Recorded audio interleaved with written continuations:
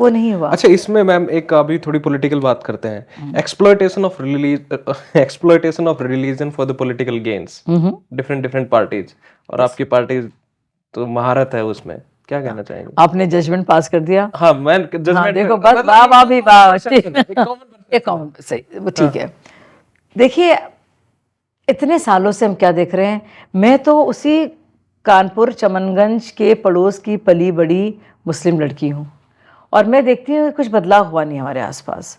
Samajwadi party कितने साल रही, बसपा रही, कांग्रेस रही, और ये बात मैंने जाकर पूछी। एक चांद साहब है, वो कानपुर में रहते हैं और हमारी पुरानी गाड़ी को चलाते हैं बहुत सालों से, अभी भी, क्योंकि सियासत जदीद निकलता है, परेशान हाल में ही सही, लेकिन निकलता ज़रूर है।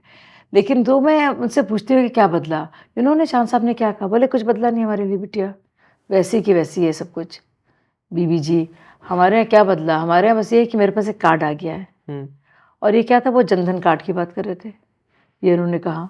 एक लियाकत है, उसने मुझे क्या बताया, अब भी कुछ बदला नहीं है, लेकिन हाँ क्योंकि खेती में हम लोग रहे हैं तो हमें किसान निधि में कुछ मिल जाता है। एक ड्राइवर है रईस, वो भी उस इलाके का है, जौनपुर का है। बोला हम तो देखिए सपाई हैं और सपाई रहेंगे, हमारे तो मस्जिदों से कह दिया जाता है कि सपा को वोट दो, लेकिन हम बताएं, अम्मी ने कहा हमारी कि देखो पूरे कोविड के दौरान खाना मिला है, उसमें योगी जी का फोटोग्राफ आता था, तो हम इस बार दे रहे हैं क्योंकि बुरे वक्त में खाना खाया है। सोचिए कितनी यूनिक सी ये बातें हैं।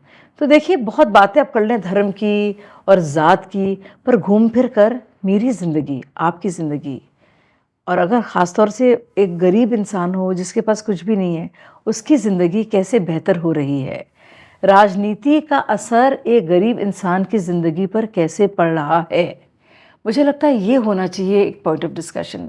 हम लोग ने इतना पार्टीशन से पहले, पार्टीशन के बाद, हिंदू मुस्लिम आइडेंटिटी, और फिर मंडल कमंडल के वक्त कितना कास्ट आइडेंटिटी पर इतनी बातें की हैं, इतने हम लोग ने किस्से कहानियाँ लिखे हैं, रिसर्च की है, रिपोर्ट्स बनाई है, बहस मुबाहिसे करे हैं, हम लोग इस पर क्यों नहीं कहते?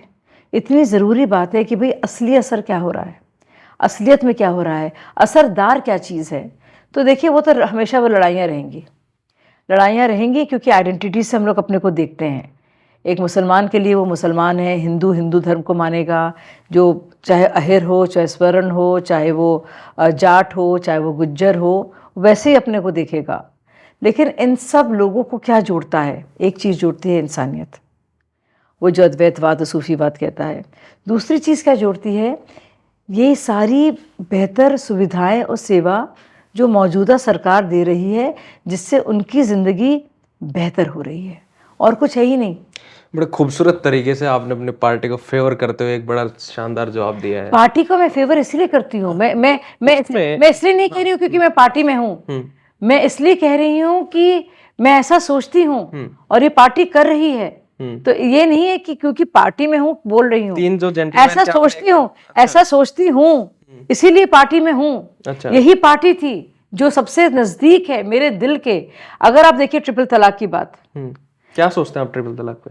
अरे मैंने सालों साल बचपन से देखा है, चाहे वो जुबैदा खाला हो, चाहे वो बेबी बाजी हो, चाहे औरतें हों, भीख मांगते हुए, ज़कात मांगते हुए घर आ रही हैं। इतने मेरे घर के इतने वाक़े हैं जिससे मैंने देखा है, मेरे दिल से जुड़ा हुआ यह मामला है।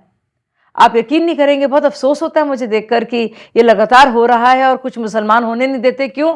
क्योंकि शरीयत के साथ खिलवाड़ है। किसी को पता भी नहीं असली शरीयत क्या है। ये लोग ये भी नहीं जानते थे कि और मुस्लिम देशों में नहीं होता है। लेकिन नहीं, आप एक लड़की को, मुसलमान बच्ची को या औरत को या ज़ईफ़ औरत को भी हमेशा डर में रखना चाहते हैं। कभी भी तलाक हो जाएगा, एक और बीवी आ जाएगी, इसको आप फेंक देंगे, कहाँ जाएगी वो? मतलब आप सोचिए कितना शर्मनाक है। लेकिन हमारी ये जो सेक्युलर पार्टी डिफेंड करती हैं, तो जो असली माइनॉरिटी है, माइनॉरिटी में भी माइनॉरिटी, भाई मुसलमानों को माइनॉरिटी कहा जाता है, हालांकि बहुत बड़ी उनकी संख्या है, जो भी कहा जाता है। अब उन मुसलमानों में भी जो माइनॉरिटी है, जो कि औरत है, उसके तरफ तो आप बोल नहीं रहे हैं। बड़ी बड़ी बातें आप माइनॉरिटी सी कर रहे हैं। वाह भाई वाह, मतलब किसको बेवकूफ़ बना रहे हैं।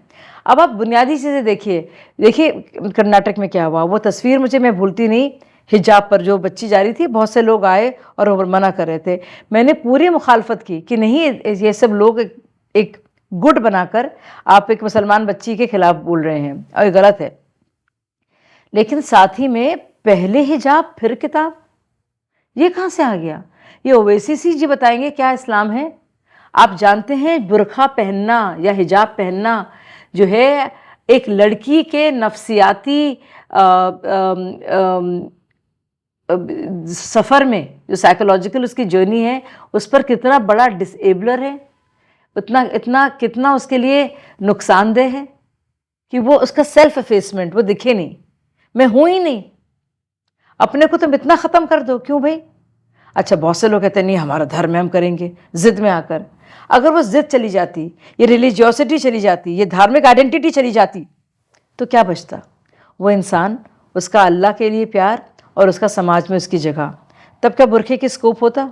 इस्लाम में भी कहीं पे भी एसेंशियल प्रैक्टिस में नहीं है, लेकिन आपने बना दिया और पहना दिया, उड़ा दिया वो मौलानाओं ने, और जो पूरा हाँ, और सब लोग मान गए और यही इस्लाम हो गया। तो ये इससे लड़ना पड़ेगा ना। कौन लड़ेगा बताइए? कांग्रेस पार्टी, समाजवादी पार्टी की क्या सोच है? उनको ऐसी औरतें भी चाहिए और ऐसे ही लोग चाहिए इसी तरह से, क्योंकि मौलानाओं के वोट लेने हैं।